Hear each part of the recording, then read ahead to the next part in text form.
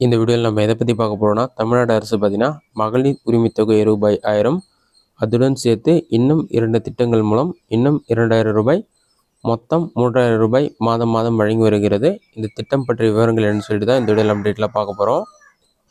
தமிழ்நாடு அரசு வெகு சிறப்பாக கலைஞர் மகளிர் உரிமைத் தொகை திட்டத்தை செயல்படுத்தி வருகிறது.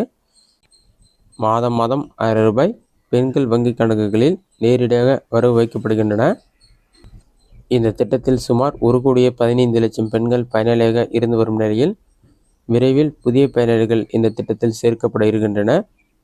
சரியான பயனாளிகளை தேர்வு செய்யும் பணி மிக வேகமாக நடைபெற்று வருகிறது. இந்நிலையில் தகுதியான பெண்களுக்கு ஏப்ரல் 15ஆம் தேதி ரூபாய் 1000 உங்கள் வங்கிக் கணக்கில் செலுத்தப்பட்டுவிட்டது.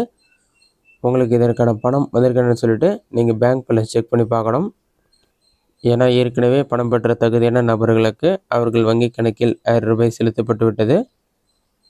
இது மட்டும் இல்லாமல் உங்கள் வீட்டில் கல்லூரி படிக்கும் மாணவ மாணவிகள் இருந்தால் அவர்களுக்கும் தமிழ் புதல்வன் திட்டம் மற்றும் புதுமை பெண் திட்டத்தின் மூலம் மாதம் 1000 ரூபாய் என 2000 ரூபாய் தமிழ்நாடு அரசு வழங்கி வருகிறது.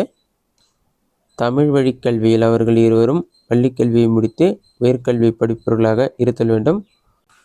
அப்படி இருந்து நீங்கள் கலைஞர் மகளிர் உரிமைத் தொகை பெற்று உங்கள் வீட்டில் இருக்கும் மாணவர் மற்றும் மாணவி கல்லூரியில் இருந்த 2 திட்டங்கள் வழியாக இருவரும் தலா மாதம் 1000 ரூபாய் பெற்றார்கள் என்றால் உங்களுக்கு தமிழ்நாடு அரசு மூலம் 3000 கிடைக்கும்.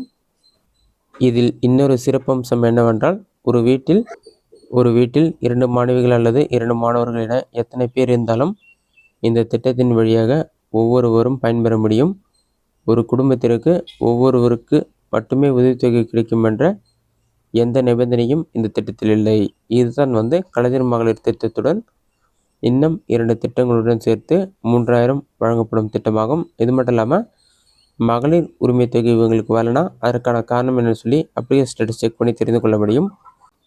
இதற்கு பார்த்தீங்கன்னா நீங்கள் கூகுள் சர்ச்சில் போயிட்டு kmut.tn.go.in சொல்லி டைப் பண்ணிங்கன்னா அதற்கான அஃபிஷியல் வெப்சைட் உங்களுக்கு ஷோ ஆகும். அந்த வெப்சைட்டை கிளிக் பண்ணிவிட்டு வெப்சைட் ஓப்பன் ஆன பிறகு விண்ணப்பத்தின் நிலைன்னு ஒரு ஆப்ஷன் கொடுத்துருப்பாங்க. அந்த ஆப்ஷனை கிளிக் பண்ணி உங்களோட ஆதார் கார்டு நம்பர் என்டர் பண்ணி சப்மிட் கொடுத்தீங்கன்னா ஓடிபி வரும். ஓடிபி வெரிஃபை பண்ண பிறகு உங்களோட அப்ளிகேஷன் ஸ்டேட்டஸ் நீங்கள் செக் பண்ணி பார்த்துக்கொள்ள முடியும். இந்த வீடியோ உங்களுக்கு ஸ்டாப் பண்ணிக்கிறேன். இந்த வீடியோ பிடிச்சிருந்தா லைக் பண்ணுங்கள். ரெஸ்ட் அவுட்னா கொஞ்சம் கொண்டு பண்ணுங்கள்.